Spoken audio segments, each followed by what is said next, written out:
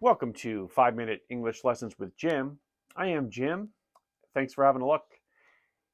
In today's lesson, we are going to talk about modal verbs. Modals are used to describe various levels of possibility, ability, permission, obligation, and advice.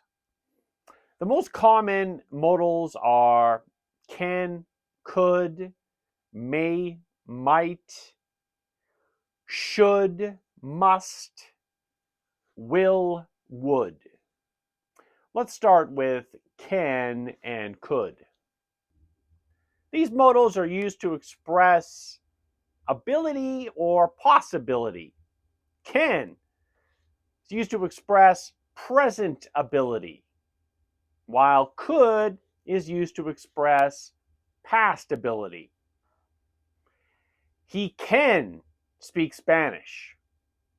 He can speak Spanish right now. He could speak Spanish when he was younger.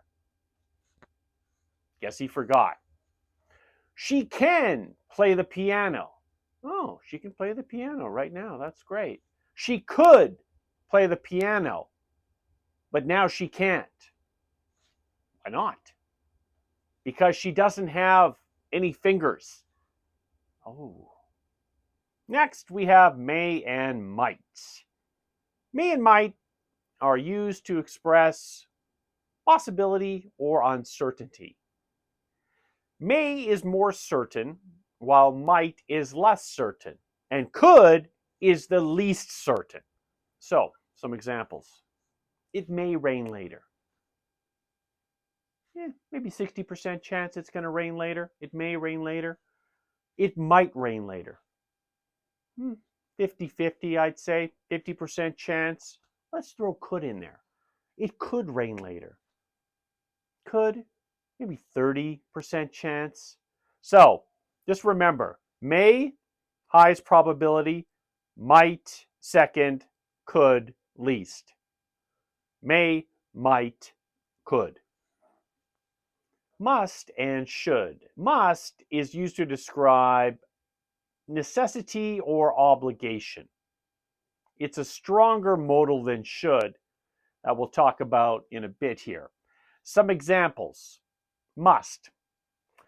You must wear a motorcycle helmet when riding a motorcycle. You have to do it, right? It's dangerous. You must finish your assignment by Friday.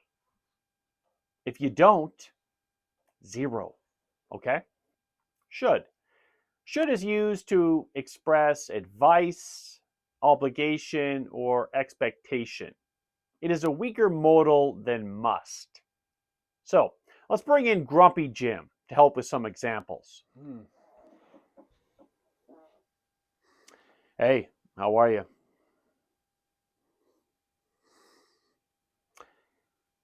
You know, you should smile more.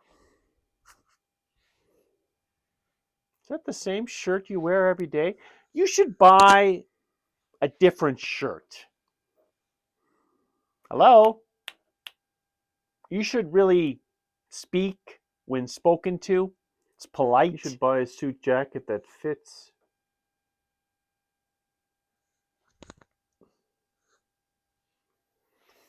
In terms of expectation, here are some examples to help with that.